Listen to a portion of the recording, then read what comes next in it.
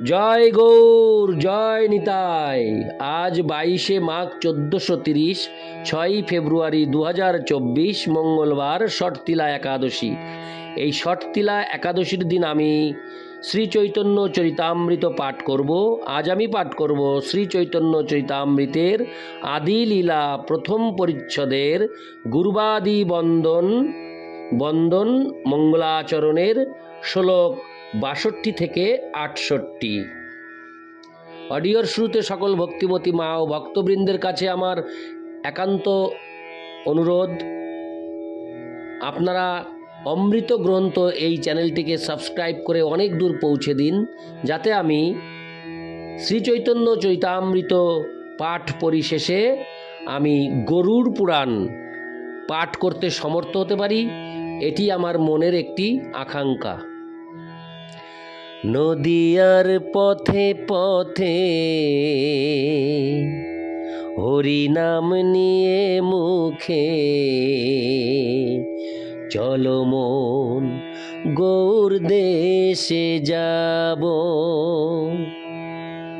আমি কৃষ্ণ নামে পাগল হব, আমি কৃষ্ণ নামে পাগল হব। নদিয়ার পথে পথে হরি নাম নিয়ে মুখে, চলো মন গৌর দেশে যাব। আমি কৃষ্ণ নামে পাগল হব, আমি হরি নামে পাগল হব। শ্লোক 62। সাধব হৃদয়ং মহং সাধুনাং হৃদয়ন্তহম, মদন্নত্তে ন জানন্তি নাহং তে ভো মনাগপি। অনুবাদ: সাধু মহত্তারা আমার হৃদয় এবং আমিও তাদের হৃদয়। তারা আমাকে ছাড়া অন্য কাউকে জানেন না এবং আমিও তাদের ছাড়া অন্য কাউকে আমার বলে জানি না। তাৎপর্য: শ্রীমদ্ ভাগবতে দুর্বাসা মুনি ও মহারাজ অন্নরীশের মধ্যে ভুল বুঝাবুঝির ঘটনায় এই শ্লোকটির উল্লেখ হয়েছে। এই ভুল বুঝাবুঝির ফলে দুর্বাসা মুনি অন্নরীশ মহারাজাকে হত্যা করতে উদ্যত হন, কিন্তু তখন ভগবানের ভক্ত অন্নরীশ মহারাজকে রক্ষা করার জন্য সেখানে ভগবানের দিব্য অস্ত্র সুদর্শন চক্রের আবির্ভাব হয়। সুদর্শন চক্র যখন দুর্বাসা মুনিকে আক্রমণ করতে উদ্যত হয়, তখন ভয়ে দুর্বাসা মুনি পালিয়ে গিয়ে স্বর্গের সমস্ত দেবতাদের আশ্রয় ভিক্ষা করেন, কিন্তু তাদের কেউই তাকে রক্ষা করতে সমর্থ ছিলেন না এবং তাই অবশেষে দুর্বাসা মুনি ভগবান শ্রীবিষ্ণুর কাছে ক্ষমা প্রার্থনা করেন। শ্রীবিষ্ণু তখন তাকে উপদেশ দেন যে যেহেতু তার ভক্তের চরণে তিনি অপরাধ করেছেন, তাই তিনি যদি তার অপরাধের জন্য ক্ষমা ভিক্ষা করতে চান, তাহলে তাকে করতে হবে অন্নরীশ মহারাজের কাছে। ভক্তের চরণে অপরাধ হলে ভগবানও তা খণ্ডন করতে পারেন না। সেই প্রসঙ্গে ভগবান এই শ্লোকটি উল্লেখ করেন। ভগবান পূর্ণ এবং সমস্ত সমস্যা থেকে মুক্ত, তাই তিনি সর্বান্তকরণে তার ভক্তদের পালন করতে পারেন।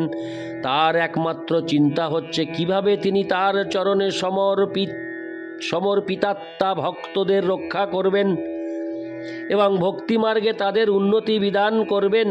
শ্রী গুরুদেবের উপরেও এই দায়িত্বভার ন্যস্ত হয়েছে।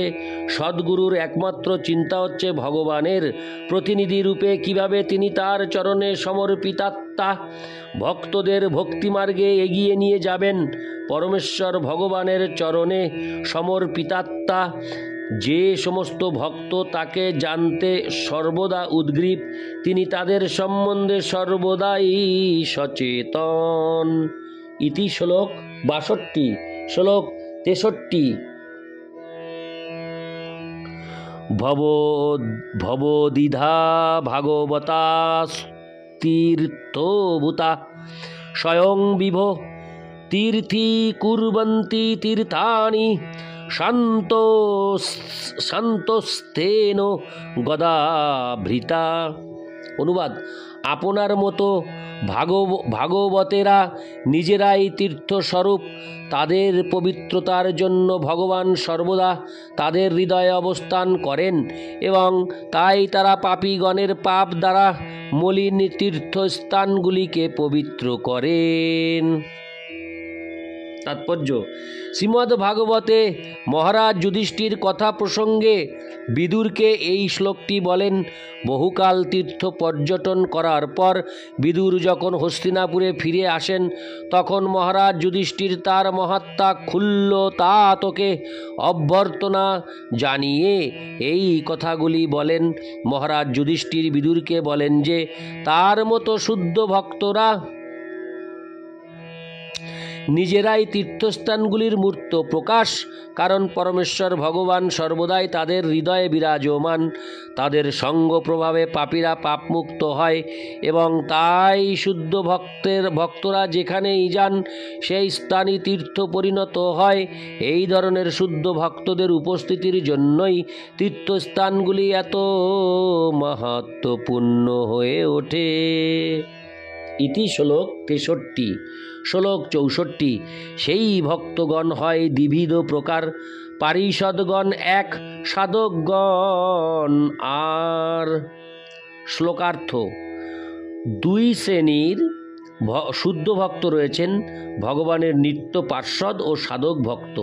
তাৎপর্য: নিত্যমুক্ত ভগবৎ সেবকেরা হচ্ছেন ভগবানের নিত্য পার্ষদ এবং জীবনের পূর্ণতা প্রাপ্তির চেষ্টা করছেন যে সমস্ত ভক্ত, তাদের বলা হয় সাধক। পার্ষদের মধ্যে কেউ কেউ ভগবানের ঐশ্বর্যের দ্বারা আকৃষ্ট হন এবং অন্যরা ভগবানের মাধুর্যের দ্বারা আকৃষ্ট হন। ভগবানের ঐশ্বর্যের দ্বারা আকৃষ্ট ভক্তরা সম্ভ্রম সহকারে ভগবানের সেবা করার জন্য বৈকুণ্ঠলোকে স্থান লাভ করেন, আর মাধুর্যপর ভক্তরা সরাসরি পরমেশ্বর ভগবান শ্রীকৃষ্ণের সেবা করার জন্য বৃন্দাবনে স্থান লাভ করেন। ইতি শ্লোক 64। শ্লোক 65 ও 66 একযোগে। ঈশ্বরের অবতার এ তিন প্রকার: অংশ অবতার আর গুণ অবতার। গুণ অবতার শক্তাবেশ অবতার তৃতীয় এমত। অংশ অবতার পুরুষ মৎস্যাদিকে যত। শ্লোকার্থ: ভগবানের অবতার তিন প্রকার: অংশ অবতার, গুণ অবতার ও শক্তাবেশ অবতার। পুরুষ অবতার ও মৎস্য আদি অবতারেরা হচ্ছেন ভগবানের অংশ অবতারের দৃষ্টান্ত। ইতি শ্লোক 65 ও 66। শ্লোক 67।